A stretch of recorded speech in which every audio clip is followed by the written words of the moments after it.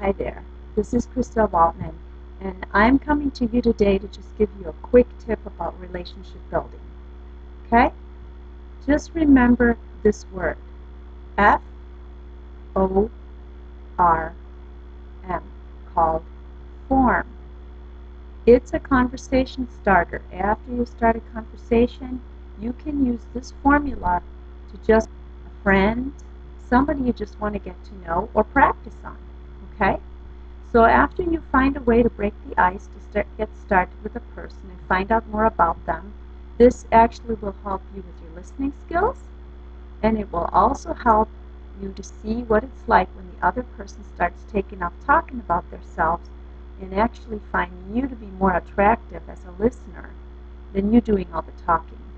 This is a great start for a new networker who doesn't maybe have some of these skills to learn how to befriend a person and just draw a person out to find out more about them. F stands for family. O stands for occupation. R stands for recreation. M stands for message. You'll learn how to draw out through questions in these four areas, and you're going to find out about a person things that can help you build your business or build your relationship and bring you closer to each other. It works in marriages, it works with your children, it works with your mother-in-law if you have one that, is not just too pleasant to be around. It helps with, I want to say, almost your worst enemy. Whether you want to use it there, that's up to you. But it also helps you to befriend new people or even just make conversation when you're in a room full of strangers at a networking event or any function of wherever you are. So the object is to find out about the person's family, their occupation, their recreation, and then give them a message if you choose to do so or not. But it's really simple because you might just start out commenting on something with the person, see where the direction is going, and you could just say, I'm a mom, I have 3 children, for example, that would be me, and I'm married. How about you? Do you have family? See what they say. Maybe there's something you have in common after the person answers, and you could say something simple like, oh my goodness, I have a 7-year-old too. So are they in 1st grade or going in 2nd grade? Are they loving school?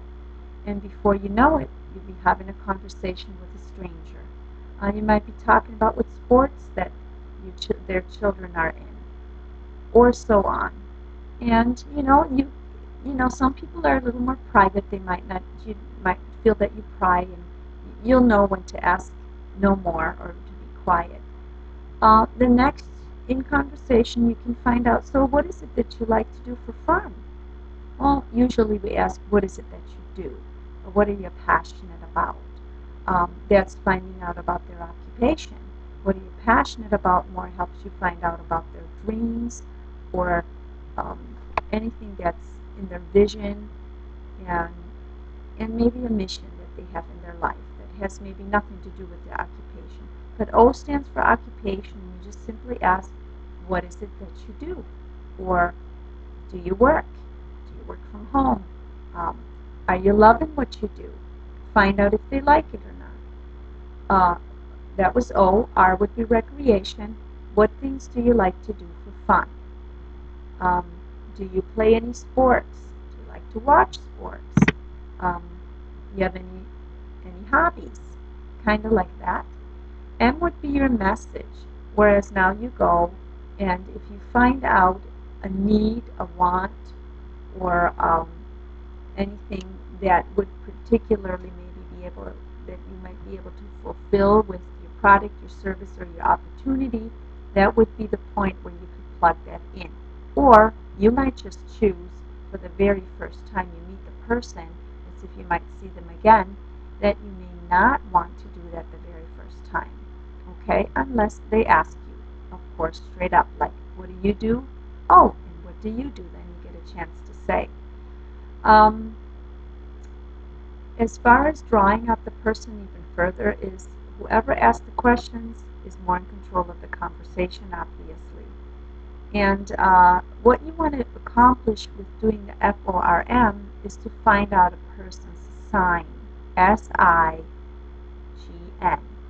S stands for their strengths, I for their interests, N for their needs, and G for their goals.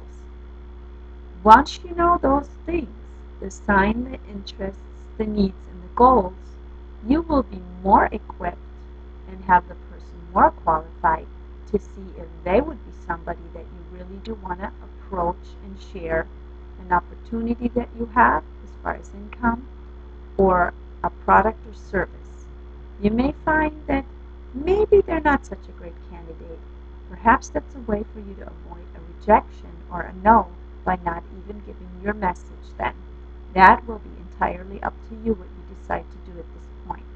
But anyway, that's one way, doing relationships, getting to know the person better, using those 2 ears to listen, only one mouth to ask, and from refraining of you taking over the conversation and walking away with not even knowing who the person is. Well, I hope you learned something and you enjoyed it. So come back next time when we talk about how you use this in bringing your message in a more professional style so that you don't sound pushy or you don't sound like a slimy salesperson, but a professional network marketer. Until then, you can also find me on Facebook at www.facebook.com/Christel Waltman. I hope you enjoyed what you're listening for, and if you did, share it with someone, leave me a comment, and let's have a conversation. Talk to you later. Bye and God bless.